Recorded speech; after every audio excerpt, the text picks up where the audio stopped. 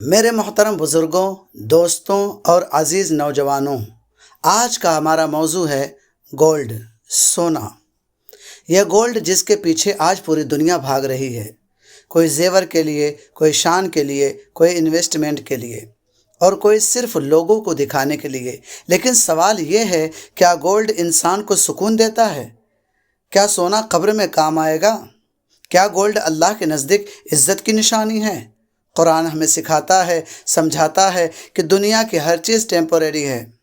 اللہ تعالیٰ نے ارشاد فرمایا، لوگوں کے لیے خواہشات کی محبت مزین کر دی گئی۔ سونا، چاندی، مال، اولاد، یعنی گولڈ انسان کی آزمائش بھی ہے۔ آج انسان گولڈ کے لیے رشتے توڑ دیتا ہے، بھائی بھائی سے لڑ جاتا ہے، وراثت تقسیم ہوتی ہے، اور بعض لوگ تو حرام راستوں سے بھی گولڈ جمع کرتے ہیں۔ میرے عزیزوں، گولڈ برا نہیں، لیکن گولڈ کی محبت اگر دل میں اللہ سے زیادہ ہو جائے، سونے کی محبت اللہ سے زیادہ ہو جائے، تو یہی گولڈ، یہی سونا انسان کی بربادی بن جاتا ہے۔ آج شادیوں میں دیکھو کتنی کمپٹیشن ہے، اتنا گولڈ دیا، اتنا کم زیور، اتنا گولڈ دیا، اتنا کم زیور۔ لوگ کیا کہیں گے؟ لوگوں کی سوچ نے نکاح کو ڈیفیکلٹ بنا دیا، حالانکہ اسلام سادگی سکھاتا ہے۔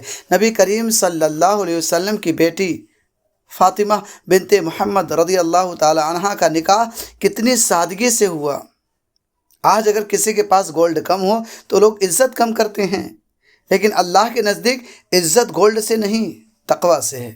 باتیں بہت کرتے ہیں لوگ، لیکن جیسے ہی مسجد کے باہر جاتے ہیں انداز بدل جاتا ہے۔ اللہ تعالیٰ سب کو ہدایت نصیب فرمائے۔ قرآن پاک میں ارشاد ہے، بے شک اللہ کے نزدیک سب سے زیادہ عزت والا وہ ہے جو سب سے زیادہ پرہیزگار ہے۔ میرے دوستو، انسان کی ضرورت گولڈ ہو سکتا ہے، لیکن مقصد زندگی نہیں۔ آج لوگ لاکر بھر رہے ہیں لیکن دل خالی ہے۔ گولڈ بینک میں محفوظ ہے مگر ایمان خطرے میں ہے۔ نمازیں چھوٹ رہی ہیں، قرآن دور ہو گیا اور دنیا دل میں داخل ہو گئی۔ یاد رکھو، قبر میں نہ گولڈ چین جائے گی، نہ بینگلز جائیں گے، نہ نیکلیس، نہ گولڈ کوائن۔ قبر میں صرف اعمال جائیں گے۔ ایک دن ایسا آئے گا کہ انسان کے پاس ٹنس آف گولڈ ہوگا لیکن ایک سانس خرید نہیں سکیں گے۔ کسی امیر اور غریب میں ڈیتھ فرق نہیں کرتی۔ قارون کے پاس اتنا خزانہ تھا کہ چابیاں اٹھانے کے لیے طاقتور لوگ چاہیے تھے، مگر جب اللہ کا عذاب آیا تو گولڈ اسے بچا نہ سکا۔ آج انسان سمجھتا ہے کہ میرے پاس گولڈ ہے، میں پاورفل ہوں۔ نہیں، اللہ دیتا ہے، اللہ دیتا ہے پاور۔ اگر گولڈ سے عزت ملتی تو دنیا کے سب گولڈ مرچنٹس سب سے زیادہ خوش ہوتے۔ مگر حقیقت یہ ہے کہ سکون صرف اللہ کی یاد میں ہے۔ دوستو، قرآن پاک کا ارشاد ہے، دلوں کا سکون صرف اللہ کے ذکر میں ہے۔ میرے نوجوانوں، اپنی زندگی کا مقصد صرف منی اور گولڈ نہ بناؤ۔ ایجوکیشن حاصل کرو، بزنس کرو، ارننگ کرو، لیکن حلال طریقے سے۔ حرام انکم سے خریدا گیا گولڈ چمکتا ضرور ہے مگر برکت نہیں دیتا۔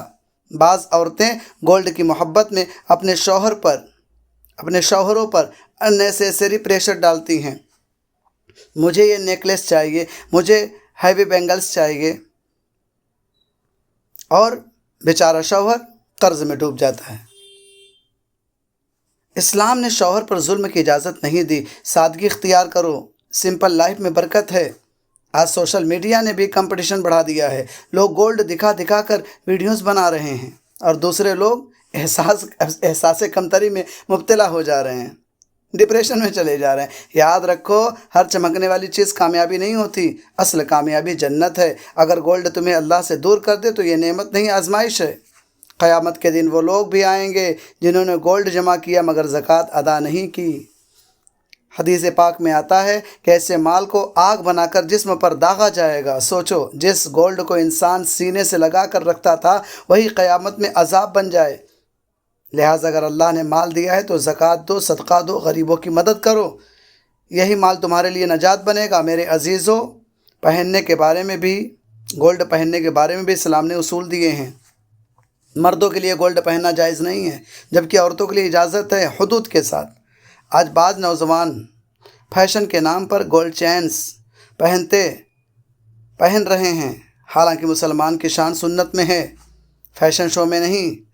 ہمیں اپنی آئیڈینٹی اسلام سے بنانی ہے۔ یاد رکھو کہ چمک چند دن کی ہے، گولڈ کی چمک چند دن کی ہے، مگر ایمان کی روشنی ہمیشہ کی ہے۔ دنیا کا سب سے ریچ انسان بھی خالی ہاتھ آیا تھا اور خالی ہاتھ جائے گا۔